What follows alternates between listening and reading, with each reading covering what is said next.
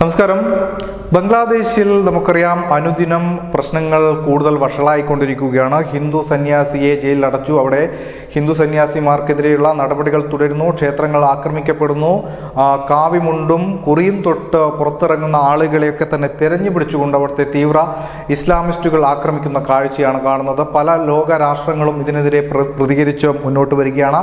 നമ്മുടെ രാജ്യത്തിൻ്റെ ഭാഗത്തു നിന്നും കൃത്യമായ ഇടപെടൽ ഉണ്ടാവുന്നു എന്ന സൂചനകളിലേക്ക് തന്നെയാണ് കാര്യങ്ങൾ എത്തിയിരിക്കുന്നത്. ഇപ്പോൾ പല രാജ്യങ്ങളും ബംഗ്ലാദേശിനെ യാത്രാവിലക്ക്, അതായത് തങ്ങളുടെ പൗരന്മാരോട് ബംഗ്ലാദേശിലേക്ക് പോകരുത് എന്ന് പറഞ്ഞുകൊണ്ട് മുന്നറിയിപ്പ് നൽകി മുന്നോട്ടേക്ക് വരികയാണ്. നേരത്തെ തന്നെ അമേരിക്ക തങ്ങളുടെ പൗരന്മാർക്ക് ഇത്തരത്തിലൊരു ജാഗ്രതാ നിർദ്ദേശം മുന്നറിയിപ്പ് നൽകിയിരുന്നു. ഇപ്പോൾ ഇതാ UK തങ്ങളുടെ പൗരന്മാർക്ക് മുന്നറിയിപ്പ് നൽകിയിരിക്കുകയാണ്.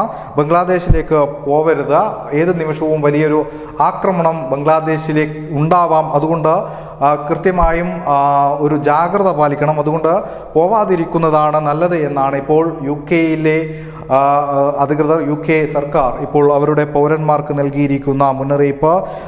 കാരണം ഇപ്പോൾ ഹിന്ദുക്കൾക്കെതിരെയുള്ള വലിയ ഒരു ആക്രമണം അവിടെ ഉണ്ടാവുന്നുണ്ട്. അതുകൊണ്ട് തന്നെ ലോകരാഷ്ട്രങ്ങൾക്കിടയിൽ വലിയ പ്രതിഷേധമുണ്ടാകുന്നു.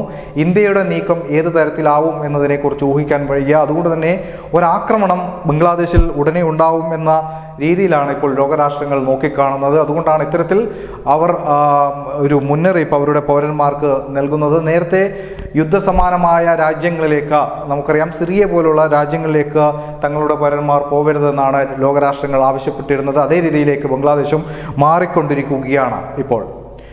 News desk, news India Malayalam.